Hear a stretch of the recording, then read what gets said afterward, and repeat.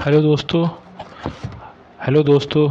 यहाँ पे हम शुरू कर रहे हैं। वन लाइनर हमारे कंप्लीट हो गए थे। घटनासार जो अर्धवार्षिकी होती है, तो अब हम इसके जो इसके जो अबाकी का जो पोर्शन है उसको कंप्लीट करेंगे। ठीक है, तो शुरू करते हैं। यहाँ पे पहला जो इसके देखिए थोड़ा सा पीडीएफ गड़बड़ है इसकी, और मैं आपको इसको डाल दूंगा, आप देख लीजिए। टेलीग्राम पे मिल जाएगी कहीं ना कहीं, और मैं 1-2 दिन में दूंगा, थोड़ा मैं फ्री हो जाऊं, फिर मैं आपको सब कुछ अच्छे से प्रोवाइड करूंगा।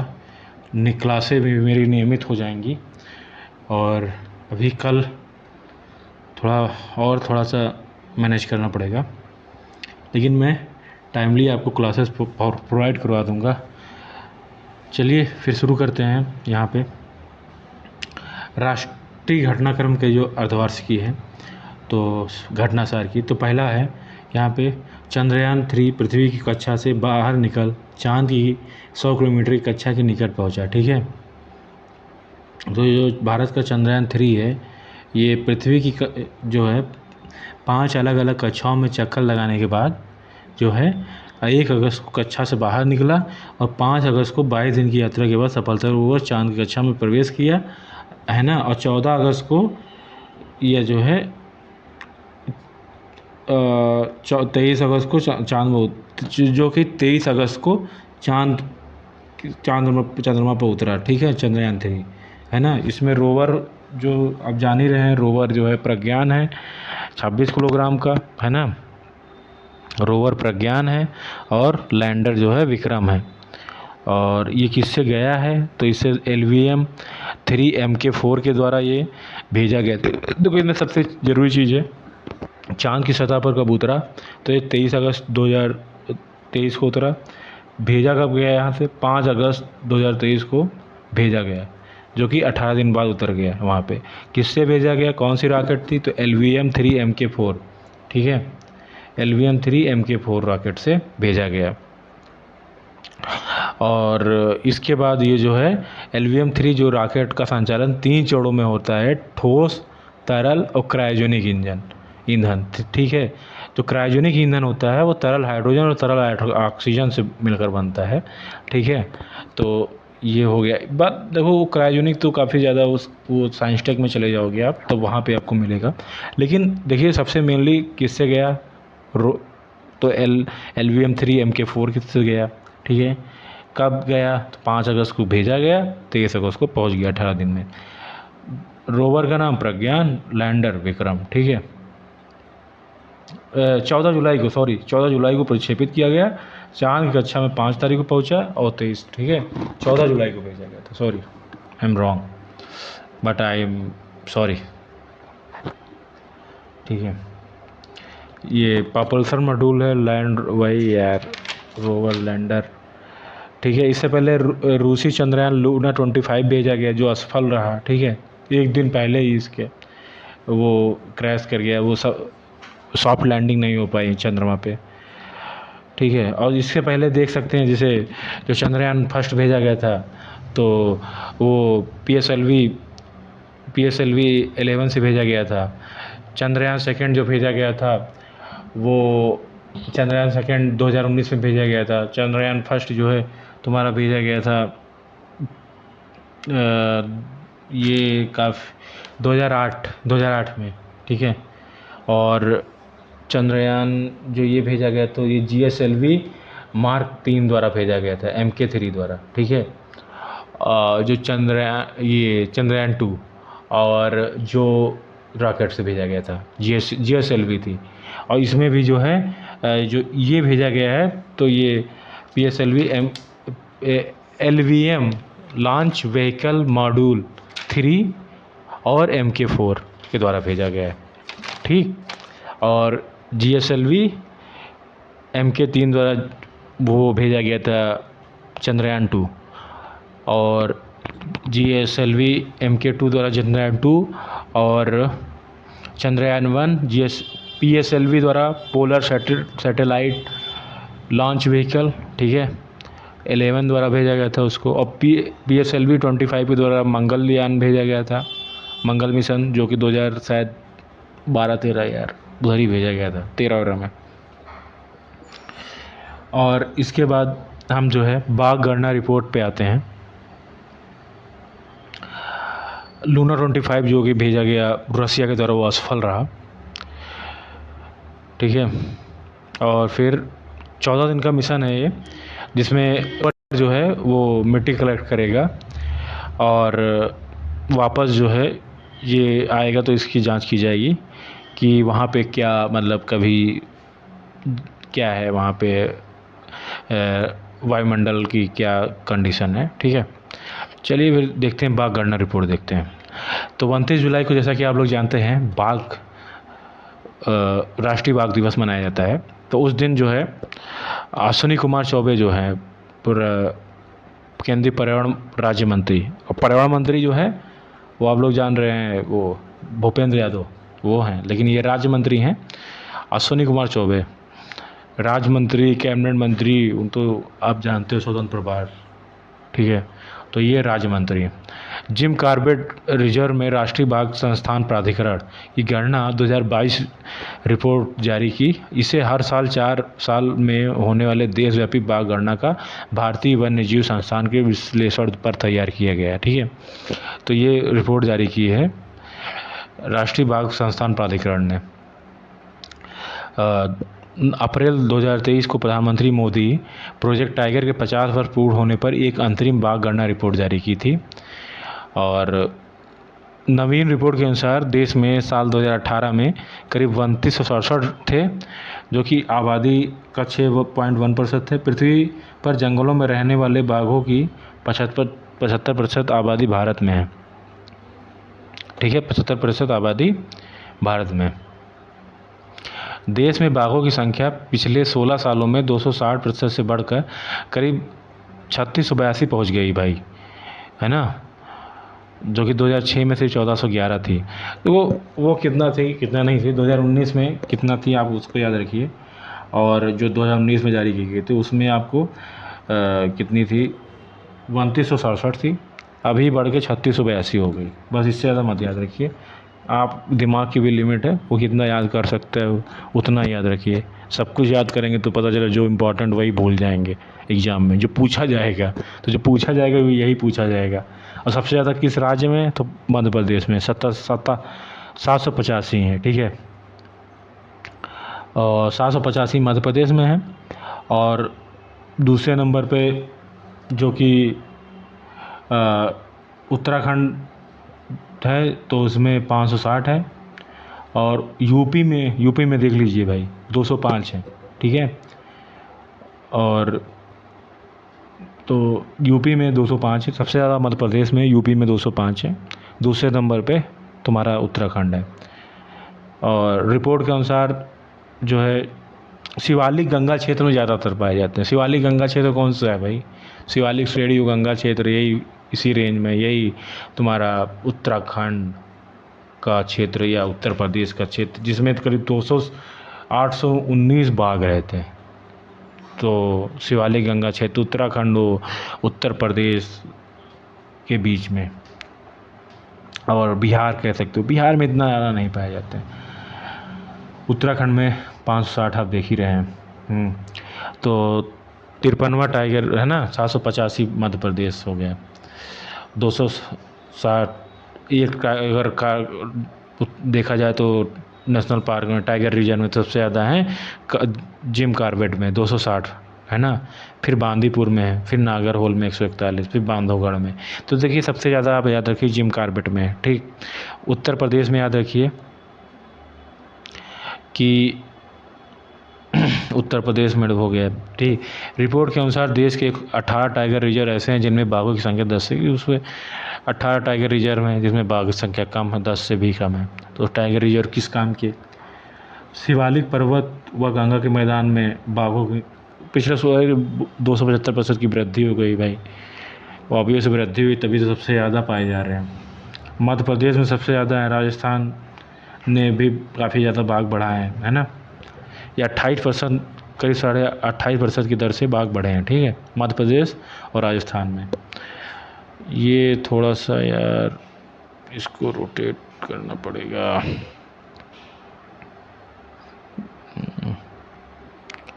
इसको जो है 1 मिनट, बाघ गणना रिपोर्ट पे हम थे। तो ये जो ये विश्व बाघ दिवस के दिन जो है ये राष्ट्रीय बाघ संस्थान प्राधिकरण की गणना रिपोर्ट जो है जो अश्विनी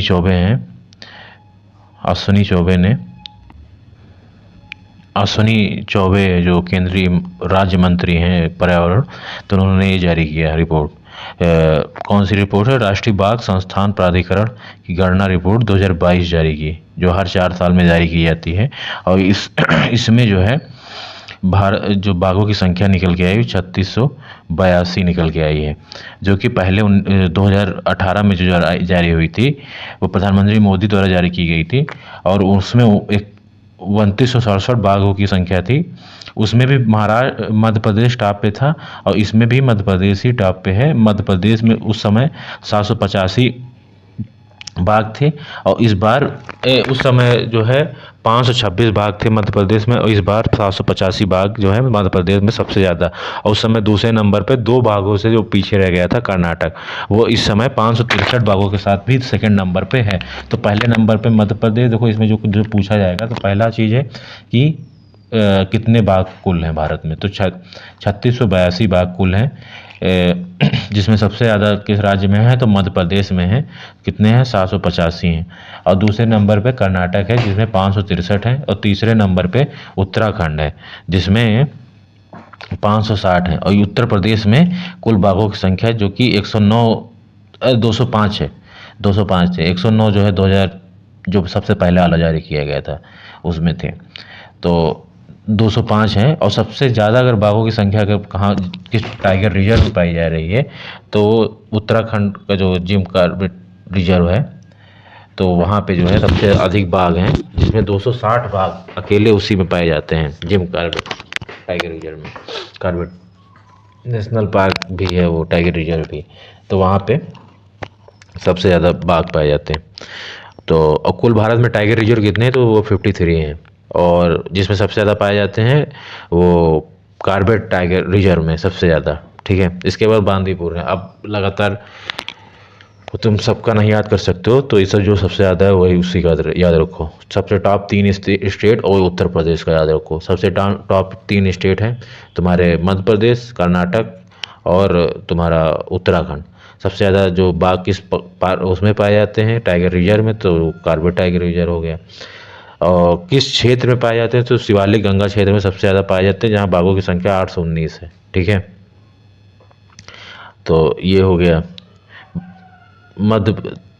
और बाकी इसमें पूछेगा नहीं, देख लो बाकी। फिर PSLV C56 फालतू का पढ़ने का कोई मतलब नहीं है, जो पूछेगा वही देखो। PSLV C56 में ने जो है क्या किया कि 7 सिंगापुर के जो उपग्रहों का सफल प्रक्षेपण किया है। तो 30 जुलाई 2023 को आंध्र प्रदेश के श्रीहरिकोटा से जो है इसरो ने PSLV C56 से सिंगापुर के 7 उपग्रहों का सफलतापूर्वक प्रक्षेपित किया। जो है जो रडार इमेजिंग जो ये जो DSSAR जो radar imaging earth observation satellite को अंतरिक्ष में करीब 535 किलोमीटर की ऊंचाई पर स्थापित किया। इसरो की जो वाणिज्यिक शाखा कौन सी है? न्यू स्पेस इंडिया लिमिटेड है ना। तो उस जो वो इस मिशन को पूरी तरह जो है सफलतापूर्वक जो है उसने इसको अंजाम दिया है। और इसके बाद जो है ये जो है PSLV जो है C56 जो 7 उपग्रह स्थापित किए गए उनका भी नाम एक बार देख लो। DSSAR, Velox AM, orchid atmosphere coupling, dynamic explorer, cube 2, NU lion, glacier 2 और ORB-12 स्ट्राइडर। ये जो है 7 उपग्रह स्थापित किए गए हैं, जो कि कहाँ के हैं? ये सिंगापुर के हैं। अब इनके बारे में पढ़ने को कोई मतलब नहीं, ठीक है। और फिर चलो आगे देखते हैं कौन सा इसमें कोई इंपॉर्टेंट पॉइंट लग नहीं रहा है।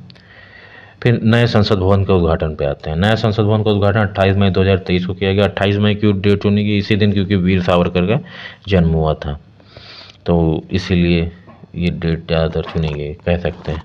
त्रिभुजाकार जो है, इसका आकार जो है त्रिभुजाकार है, और इसमें जो लोकसभा जो सीटें हैं वो 888 हैं और राज्यसभा की 384 सीट हैं। ठीक है, और जो संयुक्त अधिवेशन के लिए जो बनाया गया उसमें 1272 सीटें है ना।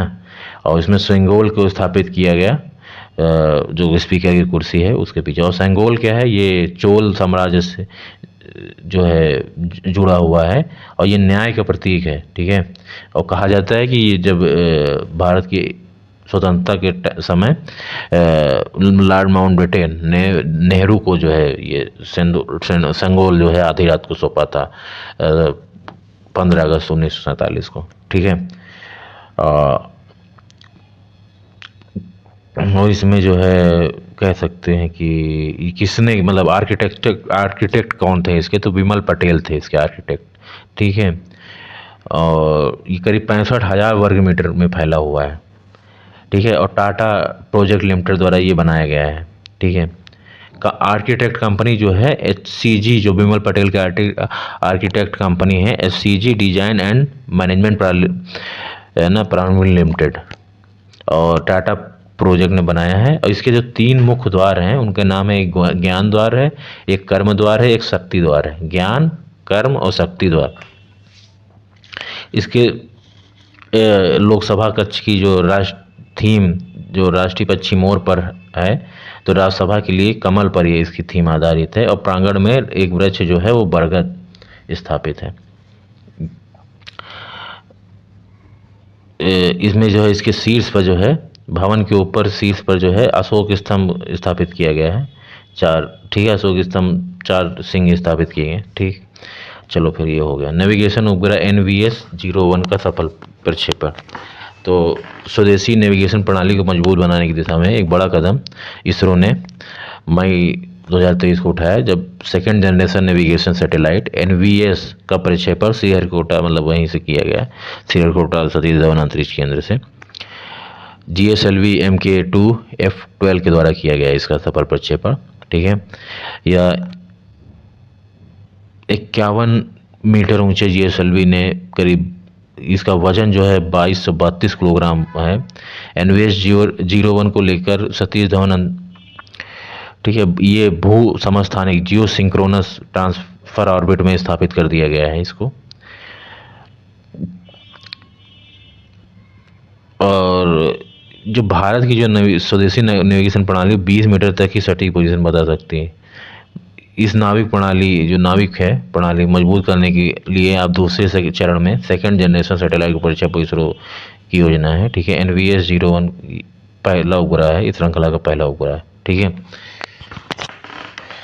नेविगेशन टेक्निक को बेहतर बनाने के लिए इसको किया गया है। देखो IRNSS जो है Indian regional navigation satellite system विकसित कर रहा है, जैसे ग्लोबल पोजिशनिंग अमेरिका का है, GPS है। ठीक है, और नाविक जो बाद में देखो नाविक किसको बोला जाता है? IRNSS। तो IRNSS को वो है Indian regional navigation satellite system, तो इसको नाविक बोला जाता है। Bengaluru world city culture forum में शामिल होना पहला भारतीय शहर। तो अब इसमें जो है जुलाई 2023 के में बेंगलुरु ने प्रतिष्ठित वर्ल्ड सिटी कल्चर फोरम में शामिल होने वाला पहला भारतीय शहर बनकर एक महत्वपूर्ण वर्ल्ड सिटीज कल्चर फोरम में ठीक है, जो भविष्य की समृद्धि को आकार देने में संस्कृति की महत्वपूर्ण भूमिका का पता लगाने में सहयोगात्मक रूप से शोध करता है और खुफिया जानकारी साझा करता है। बेंगलुरु WCC मतलब वर्ल्ड कल्चर इसमें जो है फोरम में शामिल होने वाला दुनिया का 41वां शहर है। इससे पहले New York, London, Paris, Tokyo, Dubai जैसे 6 महाद्वीपों के 40 शहर शामिल हो चुके हैं। बेंगलुरु के सांस्कृतिक सार को WCCF द्वारा अनबॉक्सिंग बेंगलुरु नामक सहयोगी परियोजना के हिस्से के रूप में मल्टीमीडिया संपत्तियों के माध्यम से प्रदर्शित किया। ठीक है, वर्ल्ड सिटी कल्चर फोरम तो वर्ल्ड सिटी कल्चर फोरम की स्थापना 2012 में हुई थी। लंदन के सांस्कृतिक और रचनात्मक उद्योगों के उप महापौर जस्टिन सीमंस ने इसकी स्थापना की महत्वपूर्ण भूमिका निभाई। 2015 में महारानी एलिजाबेथ ने जस्टिन सीमन को महत्वपूर्ण योगदान की मान्यता दी। प्रतीक के रूप में जस्टिन सीमन ने ऑर्डर ऑफ द इनको सम्मानित किया गया था। जस्टिन सीमन ने इसको शुरू किया था वर्ल्ड सिटी कल्चर फोरम को। न्यूनतम आय गारंटी विधेयक पेश करने वाला राजस्थान, न्यूनतम आय गारंटी जो है, ठीक है, पेश किया राजस्थान सरकार ने। राजस्थान देश का पहला राज्य बन गया है जो न्यूनतम आय गारंटी देने वाला देश का, है ना, पहला राज्य। पेश किए गए राजस्थान आय गारंटी विधेयक 2023 का उद्देश्य लोगों को अतिरिक्त आय सहायता प्रदान करना है, ठीक है, मुद्रास्फीति से निपटने और वित्तीय स्थिरता को मदद करना। राजस्थान न्यूनतम आय गारंटी विधेयक जो है, जो 2023 का प्रमुख घटक है। न्यूनतम गारंटीकृत आय का अधिकार जो है, यह विधेयक प्रत्येक वयस्क नागरिक को जो है 125 दिन की आय गारंटी देता है, ठीक है। और प्रत्येक वयस्क नागरिक को शहरी क्षेत्र में जो है इंदिरा गांधी शहरी रोजगार गारंटी योजना, और ग्रामीण क्षेत्र में महात्मा गांधी राष्ट्रीय ग्रामीण गारंटी अधिनियम। तो जो शहरी क्षेत्र में है तो इंदिरा गांधी, और MG वहाँ पे IG नरेगा है और शहरी क्षेत्र में, और जो ग्रामीण क्षेत्र में है वहाँ MG नरेगा है।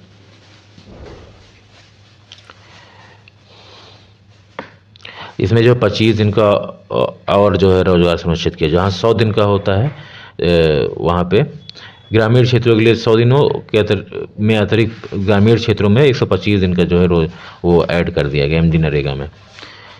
रोजगार गारंटी अधिनियम, गारंटीकृत रोजगार का अधिकार, शहरी और ग्रामीण रोजगार योजनाओं का में कार्य पूरा होने के बाद सरकार साप्ताहिक या पाक्षिक रूप से न्यूनतम मजदूरी का भुगतान करेगी। एक नामित अधिकारी यह सुनिश्चित करेगा कि कार्यस्थल पंजीकृत जॉब कार्ड पते के 5 किलोमीटर के अंतर्गत हो, ठीक है। गारंटीकृत सामाजिक सुरक्षा पेंशन का अधिकार, तो विधेयक यह सुनिश्चित करता है कि वृद्धावस्था, विशेष रूप से विकलांग, विधवा, एकल महिला जैसी श्रेणियों के अंतर्गत आने वाले लोग पेंशन मिले। वित्तीय वर्ष 2024-25 में पेंशन से 2 किस्तों में 15% की वार्षिक वृद्धि की गई। नगद हस्तांतरण योजनाओं में अंतर, राजस्थान न्यूनतम आय गारंटी विधेयक अद्वितीय है क्योंकि यह कानूनी रूप से न्यूनतम आय सहायता और गारंटीकृत रोजगार एवं पेंशन दोनों सुनिश्चित करता है, जो इसे नियमित नगद हस्तांतरण योजनाओं से अलग करता है। यह विधेयक महात्मा गांधी के व्यापक कल्याणकारी उपायों को दृष्टिकोण को दर्शाता है, ठीक है। चलो इसको देखते हैं आगे। इसके बाकी इसमें कुछ है नहीं भाई। नैनो, इसका पहला नैनो DAP, ठीक है। अभी नैनो यूरिया बनाया गया था, नैनो DAP बनाया गया है। अमित शाह जो है सहकारिता मंत्री, तो दिल्ली में इफ़को द्वारा विकसित जो है, इफ़को द्वारा नैनो यूरिया भी विकसित किया गया था और नैनो DAP भी इफ़को द्वारा, कि नैनो विश्व के पहले नैनो DAP जो कि तरल है का लोकार्पण किया। इफ़को जो है नैनो DAP नाइट्रोजन फास्फोरस से युक्त एक नैनो उर्वरक उत्पाद का शुभारंभ भारत को खाद्य उत्पादन और उर्वरक क्षेत्र में आत्मनिर्भर बनाने के उद्देश्य से किया है। DAP में 8% नाइट्रोजन होगा और 16% फास्फोरस, ठीक है। ये इफ़को द्वारा विकसित किया गया है, जो कि कोऑपरेटिव है, जो लिमिटेड है, मतलब लिमिटेड कंपनी, लिस्टेड कंपनी है शेयर मार्केट में, है ना। ठीक है, इसका कितना भी निर्माण किया जाए, 18 करोड़ लगभग इसकी बोतलों का निर्माण किया जाएगा। अमेजन इंडिया जो है श्रीनगर में पहला फ्लोटिंग स्टोर जो है ये कर रहा है, ठीक है। तो अमेजन इंडिया जो है आई हैव ए स्पेस जो है इसका एक थीम है, चलता है, जो अंतिम मील डिलीवरी प्रो कार्यक्रम की जो है ये श्रीनगर कश्मीर जो है में डल झील पर अपना पहला फ्लोटिंग स्टोर का उद्घाटन किया है अमेजन इंडिया ने, ठीक है। और यहाँ पे स्टोर बनाएगा जिससे वहाँ तक लोगों को वो प्रोवाइड की जा सके इसका I have space last mile delivery program के तहत, ठीक है। Bharat global crisis response group में शामिल हुआ, ठीक है। संयुक्त राष्ट्र महासचिव के नियंत्रण पर ग्लोबल क्राइसिस रिस्पांस ग्रुप में ये शामिल हो गया भारत। ठीक है, दातव्य है कि GCRG की, हाँ तो फिर यहाँ पे जो है चैंपियंस ग्रुप में जो है बांग्लादेश है, बारबाडोस है, डेनमार्क है, जर्मनी है। ठीक है, तो चैंपियंस ग्रुप में जो शामिल हैं देश, तो इसमें जो ग्लोबल क्राइसिस रिस्पांस ग्रुप के जो इसमें शामिल देश हैं, तो Bangladesh, Barbados, Denmark, Germany, Indonesia और सेनेगल को जो है सरकार जी इसमें शामिल है। इसमें भारत को भी जगह दी गई है चैंपियन ग्रुप में। तो विकासशील जो देश जो होते हैं उनको इसमें शामिल किया जाता है। ठीक है, तो इसमें जो है इसका जो उद्देश्य है ग्लोबल क्राइसिस रिस्पांस ग्रुप का, तो इसका मेनली जो है उद्देश्य है कि भाई समाधान जुटाना और दुनिया के सामने आने वाली परस्पर जो चुनौतियां हैं, है ना, उनको जो है उनका समाधान देना मेनली। ठीक है, और शिक्षा पर राज्यों और केंद्र शासित प्रदेशों के लिए प्रदर्शन ग्रेडिंग इंडेक्स जो है जारी किया गया है। ठीक है, तो ये शिक्षा मंत्रालय द्वारा जारी किया गया है और राज्यों केंद्र शासित प्रदेशों के लिए प्रदर्शन ग्रेडिंग इंडेक्स 2.2 और 7 जुलाई 2023 को जो है ये प्रदर्शन ग्रेडिंग इंडेक्स 2.2 जारी किया गया है। इसका उद्देश्य जो है मेनली क्या है, शिक्षा परिणाम बेहतर हो। ठीक है, और 10 श्रेणी में ग्रेड करता है प्रदेश को, और कोई भी राज्य केंद्र शासित प्रदेश 5 ग्रेड में जगह नहीं बना सका है। ठीक है, 10 ग्रेड करता है लेकिन 5 ग्रेड भी किसी को नहीं मिला है। और स्कूली शिक्षा में चंडीगढ़ और पंजाब सर्वश्रेष्ठ प्रदर्शन किए हैं, और पंजाब और चंडीगढ़ इंडेक्स की 6ठी ग्रेड में शामिल किया गया है। ठीक है, शीर्ष 5 ग्रेड में कोई है ही नहीं। 6ठी ग्रेड में है पंजाब और चंडीगढ़, और 7वीं ग्रेड में है गुजरात, केरल, महाराष्ट्र, दिल्ली और पुडुचेरी, और अरुणाचल, मेघालय, मिजोरम सबसे नीचे ग्रेड पे हैं। ठीक है, और जो पब्लिक ग्रेडिंग इंडेक्स 2.2 है, जो 6 मानक इसके हैं, 6 मानक हैं, और उनमें है लर्निंग आउटकम एंड क्वालिटी, है ना। लर्निंग आउटकम क्या है और क्वालिटी क्या है उसकी, स्कूल तक पहुंच क्या है, इंफ्रास्ट्रक्चर और फैसिलिटीज़ क्या हैं, और इक्वलिटी क्या है, समानता, governance, management and teacher education and training. ठीक है, इनको शामिल किया है। इन सभी के 73 अलग अलग मानक क्या अंक, मतलब वो तो कई प्रकार के हैं। ठीक है, PGI के तहत 10 श्रेणियाँ बनाई गई हैं, वह 1000 अंकों के आधार पर हैं। तो इसमें जो श्रेणी बनाई गई है, एक दक्ष है, एक उत्कर्ष श्रेणी है। जो दक्ष है वो 941 से 1000 तक है, उत्कर्ष 881 से 940 तक है, अति उत्तम 821 से 880 तक है, उत्तम जो है 761 से 820 है, प्रचेष्टा जो है 701 से 760 है, प्रचेष्टा 2 जो है 641 से 700 है। ठीक है, फिर प्रचेष्टा 3 है, आकांक्षी 2 है और आकांक्षी 3 है। अब वो आकांक्षी 2 है, आकांक्षी 3। ठीक है, तो PGI 2.0 जो है 2021-22 की रिपोर्ट में ओवरऑल रैंकिंग में शीर्ष 5 श्रेणियों में कोई भी राज्य नहीं है।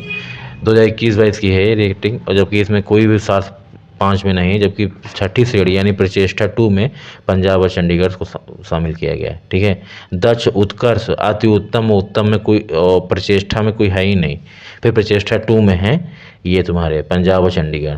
ठीक है, फिर प्रचेष्टा 3 वही गुजरात, केरल, महाराष्ट्र, दिल्ली। ठीक है, और ये सब हैं। बिहार आकांक्षी 2 में है, उत्तर प्रदेश और बिहार 9वीं श्रेणी में है।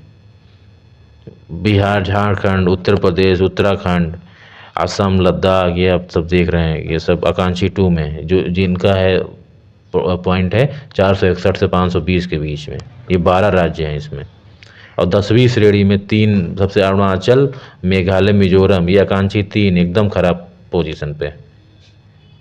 भारत ने फ्रांस को से 26 राफेल विमान और 3 पनडुब्बियां खरीदने के प्रस्ताव को मंजूरी दी। 26 राफेल विमान जो है और 3 पनडुब्बियां जो है खरीदेगा भारत फ्रांस से, और 3 स्कॉर्पियन श्रेणी की जो है पनडुब्बियां खरीदेगा और 26 राफेल लड़ाकू विमान। ठीक है, तो रक्षा अधिकरण परिषद ने जो है, जिसकी अध्यक्षता कौन करते हैं, वो रक्षा मंत्री होते हैं। रक्षा अधिकरण परिषद की अध्यक्षता रक्षा मंत्री करते हैं और उन्होंने ही इसकी मंजूरी दी।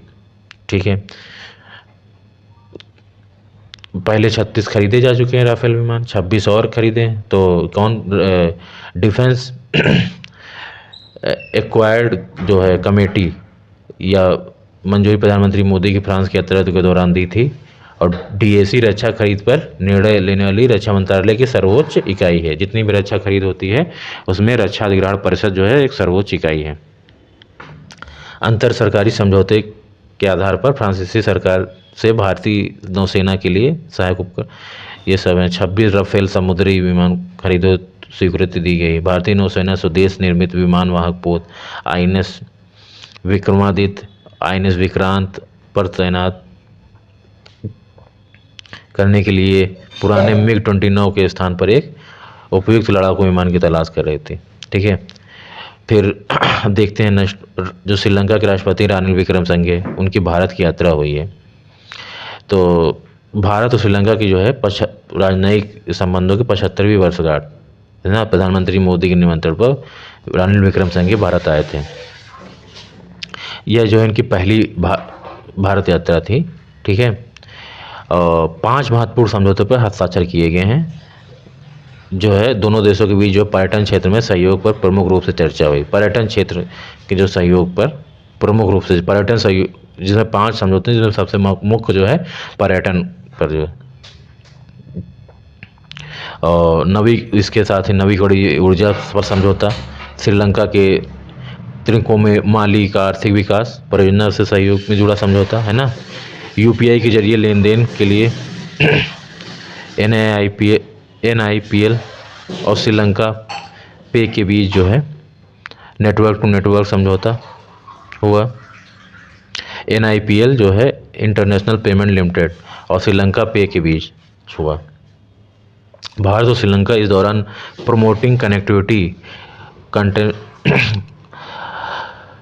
कैटलाइजिंग प्रॉस्पेरिटी शीर्षक से एक विजन दस्तावेज अपनाया, जो भारत और श्रीलंका के बीच आर्थिक साझेदारी को बढ़ावा देने के लिए समुद्री, वायु, ऊर्जा और लोगों से लोगों की कनेक्टिविटी को मजबूत करेगा। इसका उद्देश्य पर्यटन, बिजली, व्यवसाय, उच्च शिक्षा और कौशल विकास में आपसी सहयोग को गति देना है।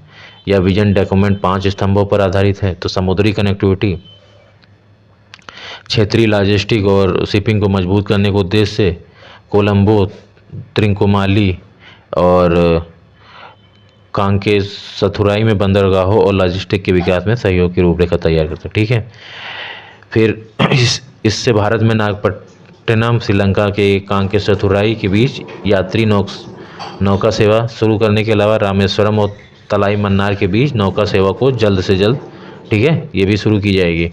हवाई कनेक्टिविटी, चेन्नई और त्रिकोमाली के बीच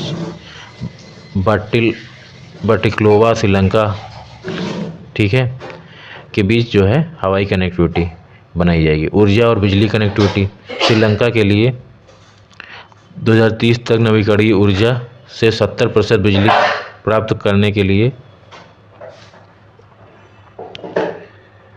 जो है 70% नवीकरणीय ऊर्जा से बिजली प्राप्त करेगा श्रीलंका। प्राप्त करने के लिए से नवीकरणीय ऊर्जा MOU पर हस्ताक्षर किए गए। बिजली व्यापार सक्षम करने के लिए, ठीक है, पावर ग्रिड इंटरकनेक्शन की स्थापना के लिए बांग्लादेश, भूटान, इंडिया और नेपाल इसमें शामिल हैं। संपूर्ण सौर ऊर्जा परियोजना, तरलीकृत प्राकृतिक गैस, बुनियादी ढांचे में तेजी लाना और हरित हाइड्रोजन का पता लगाना। पीपल टू पीपल कनेक्टिविटी को बढ़ावा देना, श्रीलंका में UPI की स्वीकृति पर समझौता, ठीक है। NIPL और लंका पे के बीच समझौते पर हस्ताक्षर किए गए, ठीक है।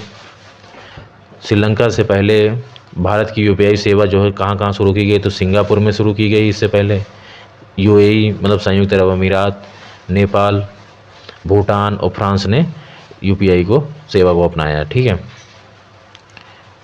चलिए ठीक है, फिर अब ये यहाँ से आगे कंप्लीट करेंगे बाद में डे 5 में। Okay, thank you.